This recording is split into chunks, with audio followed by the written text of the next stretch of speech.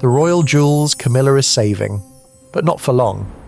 Queen Camilla now holds the keys to one of the most extraordinary royal jewel vaults in the world, a collection of historic tiaras, diplomatic diamond suites, bridal crowns, and brooches worn by queens for over a century. But here's the mystery. Some of the most powerful, symbolic, and iconic pieces remain untouched. At least, not yet, from the legendary Vladimir Tiara to the Brazilian Aquamarine Parure, from the ultimate royal bridal crown to deeply sentimental brooches tied to lineage and jubilee history. These are not simply jewels. So why has Camilla chosen not to wear them yet? Is it a strategy, respect, timing, or is she carefully waiting for the perfect stage, the perfect state visit, the perfect historic moment? Tonight, we uncover the royal jewels Queen Camilla has never stepped out in, and why their debut may be closer than we think.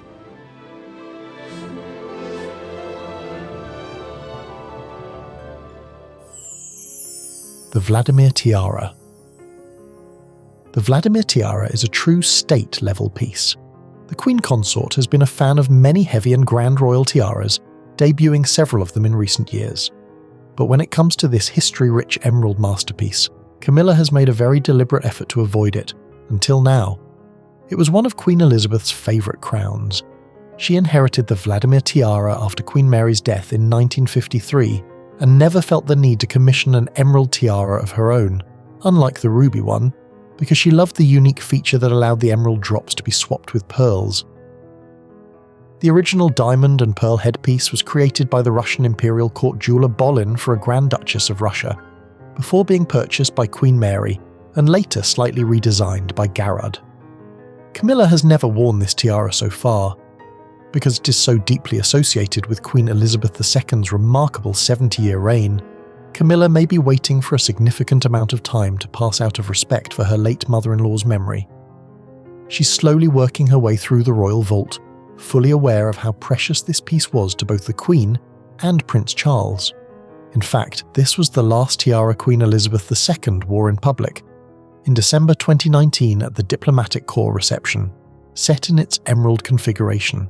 And in September 2023, marking the first anniversary of her passing, King Charles shared an unreleased photograph of the Queen wearing the Vladimir Tiara on the royal family's website. He knew how much she loved it. And that may be exactly why Camilla is carefully choosing the right high-profile moment before she finally steps out in it. The Brazilian Aquamarine Parure. Yet Camilla has never worn the parure nor the tiara to date. Perhaps it is not avoidance, but anticipation. Now we all know how significant this parure was for Queen Elizabeth, deeply connected to the people of Brazil. Each additional aquamarine presented over the years strengthened that bond. Whenever she wore it, especially on Brazilian soil, it felt personal. The cool blue gemstones seemed to mirror not just the waters of Brazil, but the quiet loyalty between the Queen and its people.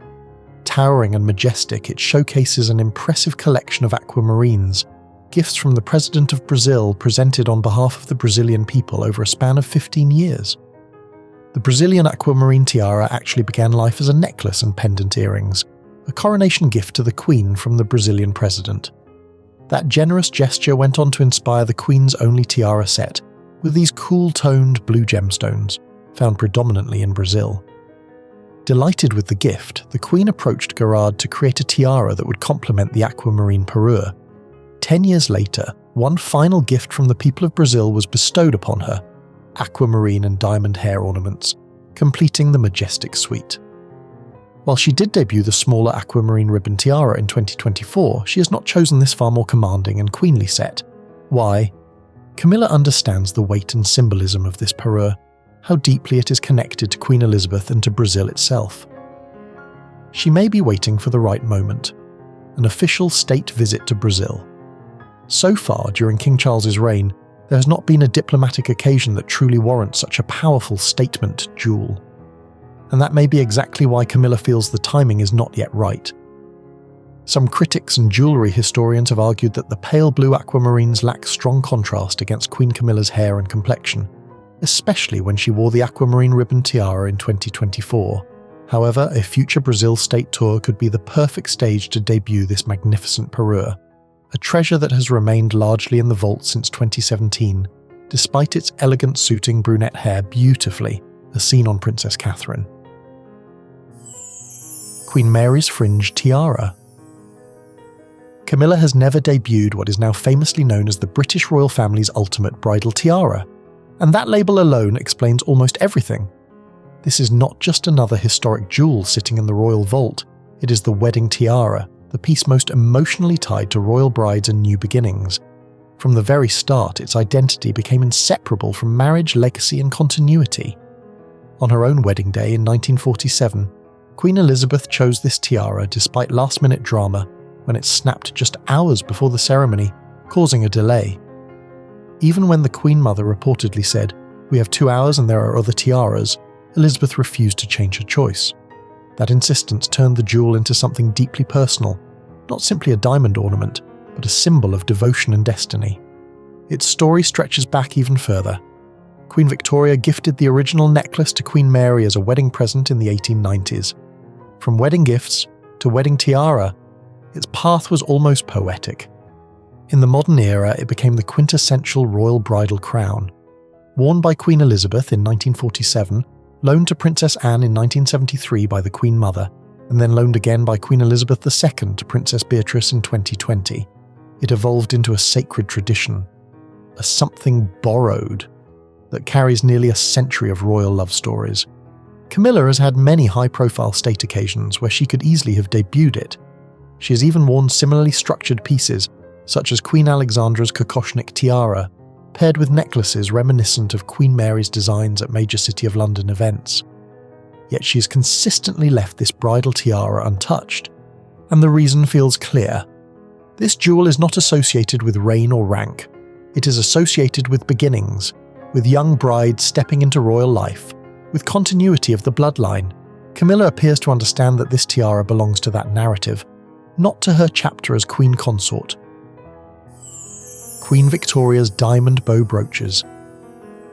After her accession in 1952, the diamond bow brooches became a signature choice of Queen Elizabeth II. Throughout her long reign, one of these bows was rarely far from her shoulder. In fact, during her final balcony appearance at Buckingham Palace for their Platinum Jubilee in 2022, Her late Majesty chose to wear one, a quiet but powerful full-circle moment. Queen Victoria had originally designated the bow brooches as heirlooms of the crown, intended to be worn by each succeeding queen.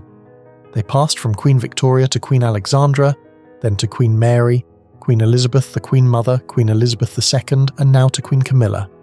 And yet Camilla has not worn them. Historians often point out that Camilla tends to favour hidden treasures, pieces that have been absent from public view for decades, rather than jewels that are visually inseparable from Queen Elizabeth II. A recent example is the Rothschild diamond watch brooch, unseen publicly since 1936, which Camilla carefully reintroduced. But the diamond bow brooches are different, because one was worn during the Queen's final iconic balcony appearance in 2022.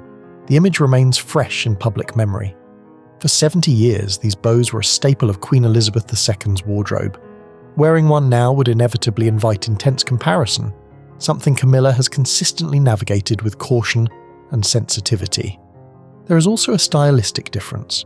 Camilla often gravitates toward more vibrant, colourful brooches, emeralds, sapphires, rubies, and pink topazes, statement pieces that reflect her personal taste rather than her predecessor's minimalist diamond bows, so the absence may not be accidental.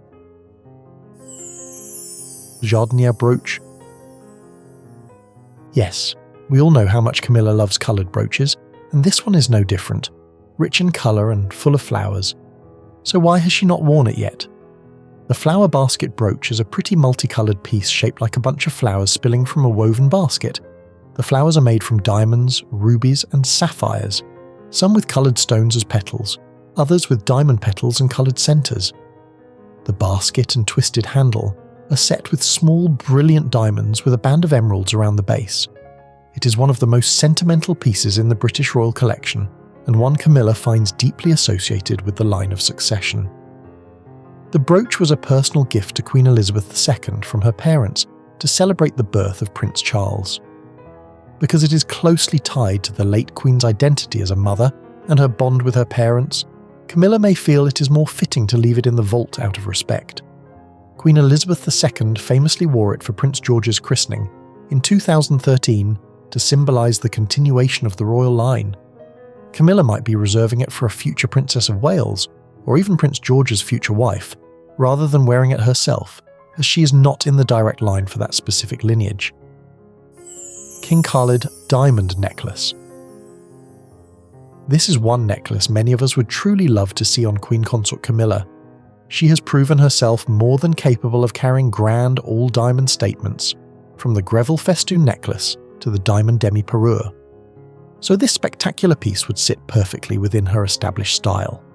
Queen Camilla has access to 2 Middle Eastern diplomatic necklaces that were presented to Queen Elizabeth II, yet she has not opted for any of them so far.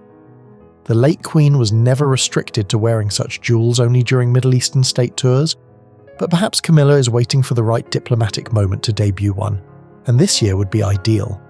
During Queen Elizabeth II's first state visit to Saudi Arabia, she received a breathtaking Harry Winston diamond necklace from King Khaled, created around 1977 to 78.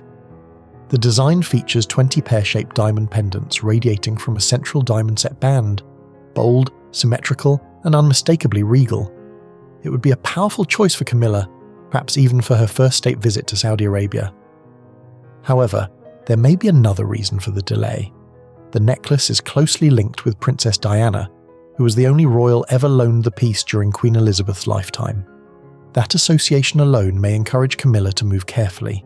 She could instead choose the King Faisal diamond necklace also worn by Diana, but later shared with other senior royals, including Duchess Sophie, making it less singularly associated.